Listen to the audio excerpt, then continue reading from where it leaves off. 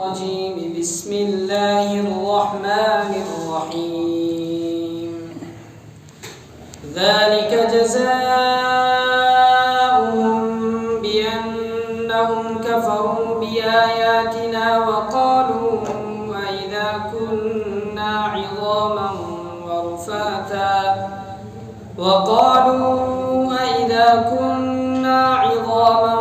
ورفاتا أئنا لمبعوثون خلقا جديدا أولم يروا أن الله الذي خلق السماوات والأرض قادر على أن يخلق مثلهم وجعل لهم أجلا لا ريب فيه فأبى الظالمون إلا كفورا قل لو أنتم تملكون خزائن رحمة ربي إذا لأمسكتم خشية الإنفاق وكان الإنسان قتورا.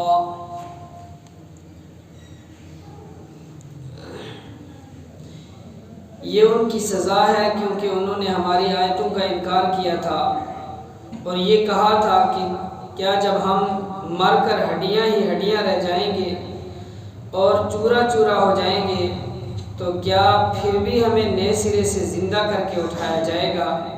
بھلا کیا انہیں اتنی سی بات نہیں سوجی کہ وہ اللہ جس نے سارے آسمانوں اور زمین کو پیدا کیا ہے وہ اس بات پر قادر ہے کہ ان جیسے آدمی پھر سے پیدا کر دے، اور اس نے ان کے لیے ایک ایسی میعاد مقرر کر رکھی ہے جس کے آنے میں ذرا بھی شک نہیں ہے، پھر بھی یہ ظالم انکار کے سوا کسی بات پر راضی نہیں۔ اے پیغمبر صلی اللہ علیہ وسلم ان کافروں سے کہہ دو کہ اگر میرے پروردگار کی رحمت کے خزانے کہیں تمہارے اختیار میں ہوتے تو تم خرچ ہو جانے کے ڈر سے ضرور ہاتھ روک لیتے، اور انسان ہے ہی بڑا تنگ دل۔ اللہ تبارک و تعالیٰ نے مختلف نشانیوں کا تذکرہ فرمایا، اور ان نشانیوں کے تذکرے فرمانے کے بعد اپنی الوہیت اور یکتائیت کی طرف اشارہ فرمایا، لیکن پھر بھی جو لوگ نافرمانی کرتے ہیں اور اللہ کی ذات کے اوپر ایمان نہیں رکھتے ہیں، اس مالک الملک کا انکار کرتے ہیں، تو اللہ تبارک و تعالیٰ نے فرمایا ایسے نافرمان لوگوں کا انجام کیا ہوگا؟ وَنَحْشُرُهُمْ يَوْمَ الْقِيَامَةِ عَلَى وُجُوهِهِمْ، کہ ہم ان لوگوں کو قیامت کے دن اٹھائیں گے اس حال میں کہ ان کو منہ کے بل گھسیٹ کر لایا جائے گا جہنم کے پاس، اور پھر ان کی حالت کیا ہوگی؟ عُمْيًا وَبُكْمًا وَصُمًّا، جو اندھے ہوں گے، بہرے ہوں گے اور گونگے ہوں گے۔ مَأْوَاهُمْ جہنم، ان کو گھسیٹ کر جہنم میں ڈال دیا جائے گا، اور وہی جہنم ان کا ہمیشہ ہمیشہ کا ٹھکانہ ہوگا۔ كُلَّمَا خَبَتْ زِدْنَاهُمْ سَعِيرًا، جب جب بھی جہنم کی آگ بجھنے کے قریب ہوگی، دھیمی ہونے کے قریب ہوگی، تو اللہ تبارک و تعالیٰ فرماتے ہیں کہ ہم اس کو اور اس کے اندر اور ابال پیدا کر دیں گے، اس کو اور ابھار دیں گے تاکہ اس کے ذریعے سے اور زیادہ ان کو تکلیف ہو۔ اب سوال یہ پیدا ہوتا ہے کہ یہ اتنی تکلیفیں کہ انسانوں کو اندھا، بہرا اور گونگا کر کے ہمیشہ ہمیشہ کے لیے جہنم کے اندر ڈال دینا، اس آگ کے حوالے کر دینا، یہ کس وجہ سے ہوگا؟ تو اس کا جواب دیتے ہوئے اللہ تعالیٰ نے فرمایا ذَلِكَ جَزَاؤُهُمْ، یہ ان لوگوں کو ایک بدلہ ملا ہے، کس بات کا؟ بِأَنَّهُمْ كَفَرُوا بِآيَاتِنَا، کہ ان لوگوں نے ہماری آیات کا انکار کیا۔ تو ہماری آیات کا انکار کرنے کی وجہ سے، قرآن کریم کی آیات کا انکار کرنے کی وجہ سے، یا اللہ تعالیٰ کی جو بے شمار نعمتیں ہیں اور اس کی قدرت کی دلیلیں ہیں، ان ساری چیزوں کے انکار کرنے کی وجہ سے اللہ تعالیٰ نے یہ سزا دی۔ وَقَالُوا أَإِذَا كُنَّا عِظَامًا، اور وہ لوگ جو یہ کہتے ہیں کہ جب ہم ہڈی ہو جائیں گے، وَرُفَاتًا، اور وہ ہڈیاں اخیر میں ریزہ ریزہ ہو کر اور چورا چورا ہو کر وہ بھی ختم ہو جائیں گی۔ اِنَّا لَمَبْعُوثُونَ خَلْقًا جَدِيدًا، کیا ایک نئے سرے سے پھر ہمیں پیدا کیا جائے گا؟ کہ جب ہمارے جسم کا گوشت ختم ہو گیا، ہڈیاں ختم ہو گئیں، مٹی کے اندر بالکل مل گئے، پھر کیسے پیدا کیے جائیں گے؟ تو اللہ تبارک و تعالیٰ نے فرمایا اَوَلَمْ يَرَوْا أَنَّ اللَّهَ الَّذِي خَلَقَ السَّمَاوَاتِ وَالْأَرْضَ، کہ کیا یہ لوگ دیکھ نہیں رہے ہیں کہ جو اللہ اتنی طاقت کا مالک ہے،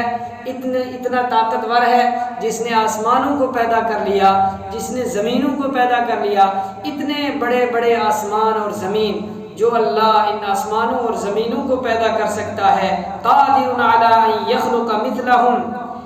وہ اس بات پر بھی قادر ہے کہ ان انسانوں جیسے دوبارہ پھر اور پیدا کرے۔ وجعل لهم اجلا لا ریب فیہ، اور اللہ نے ان کے لیے ایک وقت متعین کیا ہے جس کے بارے میں ذرہ برابر بھی کوئی شک کی گنجائش نہیں ہے۔ فَأَبَى الظَّالِمُونَ إِلَّا كُفُورًا، لیکن ظالم لوگ اور ہی انکار کرتے ہیں۔ اس کے بعد اللہ تبارک و تعالیٰ نے فرمایا، جو مشرکین عرب یہ کہتے تھے کہ اللہ تبارک و تعالیٰ نے نبی ان کو کیوں بنایا، کوئی اور نبی ہونا چاہیے تھا، طائف کے بڑے بڑے سرداروں میں سے یا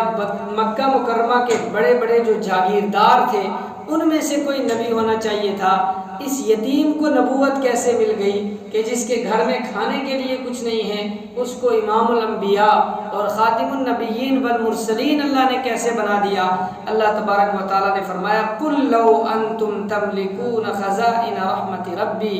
اے نبی صلی اللہ علیہ وسلم کہہ دیجئے کہ اگر تم اللہ یعنی میرے رب کے خزانوں کے مالک ہوتے، اگر اللہ تبارک و تعالیٰ نبوت جو اللہ عطا کرتا ہے اس نبوت کا سلسلہ اگر اللہ نے انسانوں کے حوالے کیا ہوتا کہ انسان سارے کے سارے مل کر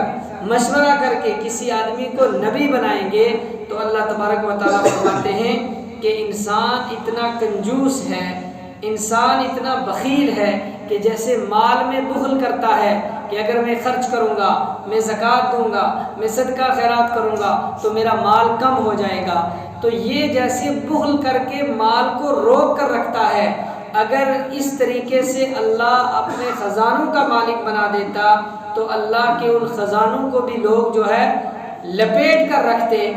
اس ڈر سے کہ کہیں یہ بھی ختم نہ ہو جائیں۔ تو اگر انسانوں کے حوالے یہ ہوتا کہ نبی کا یہ انتظام یا نبی کا جو اختیار ہے وہ لوگوں کو دیا جاتا کہ لوگ چنتے کہ نبی کون ہوگا، تو اللہ تعالیٰ فرماتے ہیں کہ لوگ کبھی بھی اس انتخاب میں مکمل طور پر انتخاب نہ کر پاتے، اس ڈر کی وجہ سے کہ کہیں ایسا نہ ہو کہ یہ سلسلہ ہی سارا ختم ہو جائے۔ وَكَانَ الْإِنسَانُ قَتُورًا، اور انسان بڑا تنگ دل ہے۔ اللہ تبارک و تعالیٰ سمجھنے کی توفیق عطا فرمائے۔